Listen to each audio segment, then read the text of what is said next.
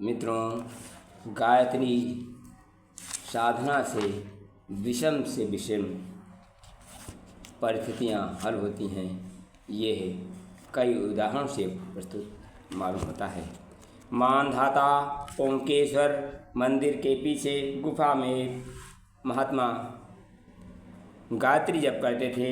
मृत्यु के समय उनके परिवार के व्यक्ति उपस्थित थे।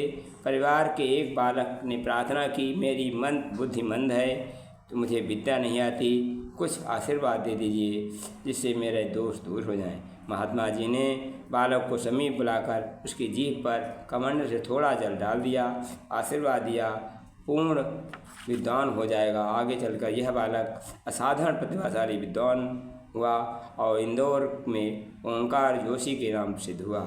इंदौर नरेश उनके इतने प्रभावित हुए, वे सवेरे घूमने जाते, उनके घर उनके साथ जाते थे। मित्रों, रुद्रप्रयाग के स्वामी नित्यानंद सन्यासी गायत्री उपासना से गायत्री भगवती के दर्शन और ईश्वर साक्षात्कार लाभ हुआ। किशोर के पास खाड़ेराव नामक एक वयोवृद्ध तपस्वी विशाल खेरनी के पेड़ की गायत्री साधना करते थे। एक बार विराट गायत्री यज्ञ भोजन ब्रह्मोज किया। दिन भर हजारों आदमियों पंगतें होती रहीं। रात 9 बजे भोजन समाप्त हो गया। भोजन अभी कई हजार आदमियों को होना शेष था। खांडेराव जी ने सूचना दी गई और उन्होंने आज्ञा दी, गंगा जी से 4 कनस्तर पानी भर कर लाओ और उनसे पूड़ियाँ सीखने दो। ऐसा ही किया गया। पूड़ियाँ घी के समान स्वादिष्ट थीं। दूसरे दिन 4 कनस्तर घी मंगवाकर गंगा जी में डलवा दिया गया। ये गायत्री माता का अद्भुत प्रभाव है। गढ़राव के महात्मा गोविंद नंद अत्यंत विषधर सांपों के काटे हुए रोगियों का प्राण रक्षा के लिए प्रसिद्ध थे। उनका कहना था, मैं गायत्री जप से ही सब रोगों को ठीक करता हूँ। इसी प्रकार समस्तीपुर के एक संपन्न व्यक्ति शोभान साहू भी गायत्री मंत्र के से अत्यंत जहरीले बिच्छुओं और पागल कुत्ते को काटे तक को चंगा कर देते थे। अनेक सात्विक साधक गायत्री मंत्र को अभिमंत्रित कर जल से बड़े बड़े रोगों को दूर कर देते हैं। मित्रों, गायत्री साधना से बहुत बड़े बड़े कष्टों का दूर होता है, इसमें कोई संदेह नहीं। विपत्ति और विपरीत परिस्थितियों की धारा तरण पाने के लिए धैर्य, साहस, विवेक, प्रयत्न की आवश्यकता है। इन 4 कोनों वाली नाव पर चढ़कर संकट की नदी को पार करना सुगम होता है। गायत्री की साधना आपत्ति के समय इन 4 तत्वों को मनुष्य अंतःकरण विशेष प्रोत्साहित करती है। मित्रों, जफरापुर के ठाकुर रामकरण सिंह वैद्य की पत्नी 2 वर्ष की संघनी बीमारी थी। अनेक प्रकार की चिकित्सा कराने पर लाभ हुआ। 1.25 लाख जब का अनुष्ठान किया, फलस्वरूप वह पूर्ण स्वस्थ हो गईं और एक पुत्र पैदा हुआ। इस तरह बहुत से उदाहरण हैं। मित्रों,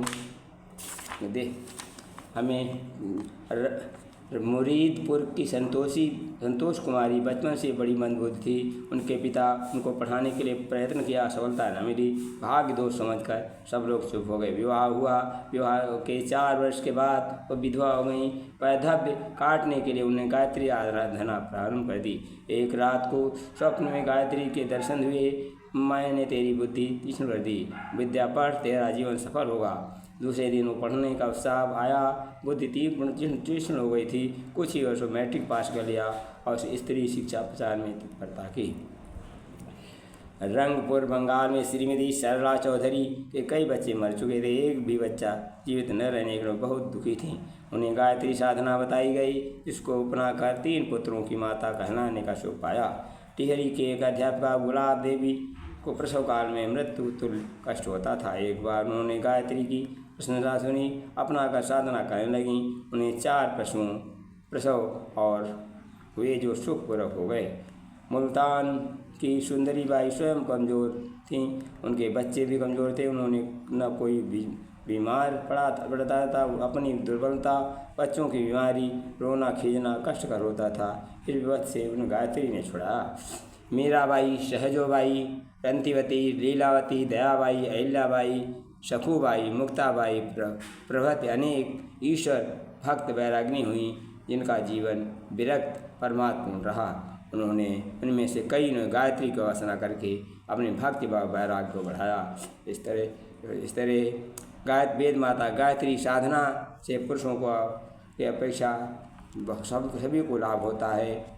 गायत्री साधना सफलदायी होती है। धन्यवाद। वीडियो अच्छा लगे शेयर करें।